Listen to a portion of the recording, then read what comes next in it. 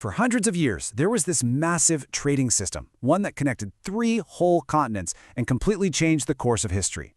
Today, we're going to break down what's known as the triangular trade, a system built on exploitation, absolutely fueled by profit, that literally reshaped our world. So that's the big question, right? How could a single trade system have such a massive, lasting impact on 3 different continents? That's what we're going to get into. Okay, to really get a grip on that, we've got to look at the mechanics first. How was this whole thing built? And what was the economic thinking that drove it? So, what was it? Well, at its heart, the triangular trade was this huge transatlantic system. And it wasn't a short-lived thing. It ran for over 300 years, from the 1500s all the way to the 1800s. And just like the name says, it was all about connecting 3 key points: Europe, Africa, and the Americas. But okay, why did this system even exist? To get that, you have to understand the main economic idea of the time, something called mercantilism. Think of it this way. The belief was that a country was only as strong as its bank account, how much gold and silver it had stashed away. So the key to getting powerful was controlling trade. And that idea, well, that's what really lit the fire under the whole triangular trade system. So, the whole thing worked in 3 clear stages, or legs of a journey. First, you have ships going from Europe to Africa.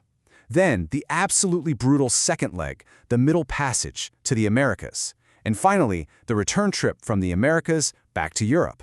Let's walk through each one.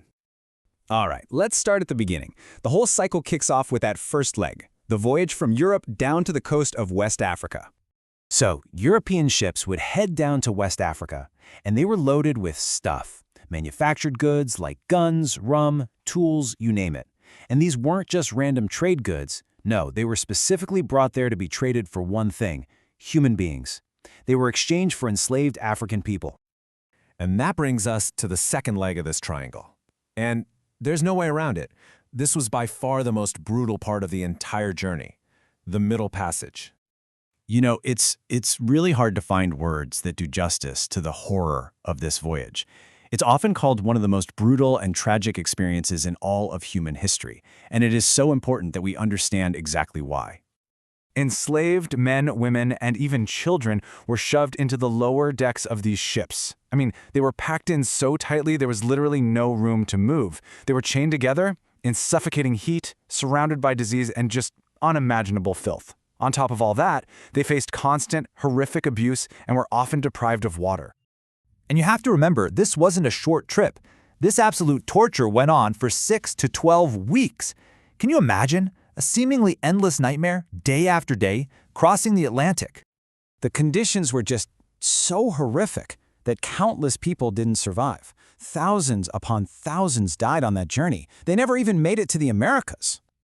So for the people who did survive that unimaginable journey, their arrival in the Americas marked the start of the third and final leg of this triangle. And this part was all about generating profit. The moment they arrived, the survivors were forced into yet another completely dehumanizing process, the slave auction. Here, they were treated like objects, sold as property to whoever would pay the most, usually plantation owners.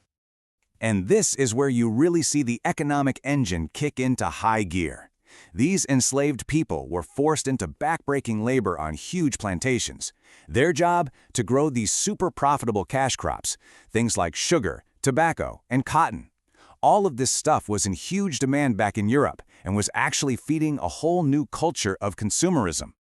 So all these raw materials, the sugar, the tobacco, the cotton, were then loaded onto ships and sent back to Europe. And this is what completed the economic cycle. But it did so much more than that. The profits from this trade directly helped fund the Industrial Revolution. It built up entire port cities from scratch and created unbelievable wealth for European merchants and their empires.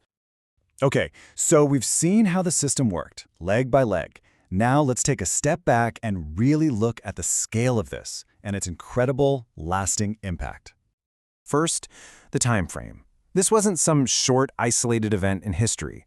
We're talking about more than 300 years. Just think about that. That means entire generations, multiple generations, were born into, lived their whole lives in, and died within this brutal system of exploitation.